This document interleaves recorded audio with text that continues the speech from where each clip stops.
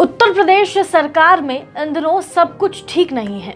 अब तक योगी सरकार में 3 मंत्रियों के तबादले के खेल ने खलबली मचा रखी थी, जिनमें जल संसाधन राज्य मंत्री दिनेश खटीक भी शामिल थे।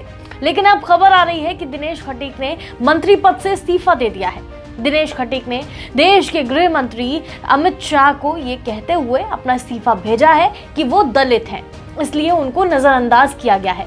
अपने पत्र में उन्होंने लिखा है कि मैं दलित समाज से हूं, इसलिए मेरी अनदेखी की गई। नमामि गंगा और हर घर जल योजना में नियमों की अनदेखी हो रही है। ट्रांसफर पोस्टिंग में भ्रष्टाचार हो रहा है। मैं दलित समाज से हूं, इसलिए मेरी बात नहीं सुनी जाती।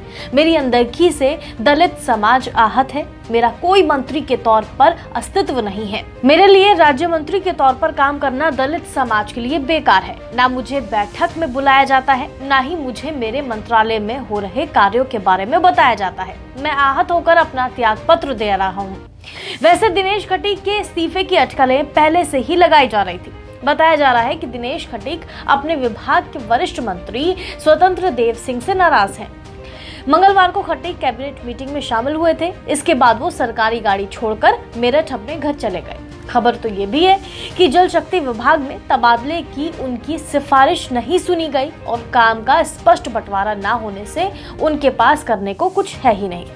दिनेश खटीक ने अपना फोन भी स्विच ऑफ कर लिया था, जिसके बाद अब उन्होंने अपने पद से इस्तीफा दे दिया है। आपको बता दें, योगी सरकार के 3 मंत्री इन दिनों चर्चा के केंद्र में बने हुए हैं। पहले डिप्टी सीएम ब्रजेश पाठक के स्वास्थ्य मंत्रालय में विभाग में हुए तबादलों पर सवाल खड़े हुए, तो अब मंत्री जितिन प्रसाद के पीडब्ल्यूडी विभाग में हुए ट्रांसफर पर सीएम योगी ने जांच बिठा दी है।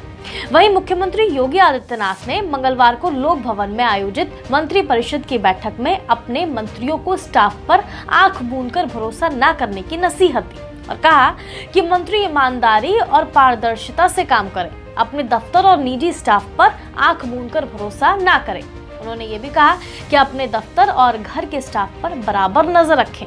मंत्री ध्यान रखें कि उनका स्टाफ क्या कर रहा है। बहरहाल आप अपनी राय हमें कमेंट बॉक्स में दे सकते हैं।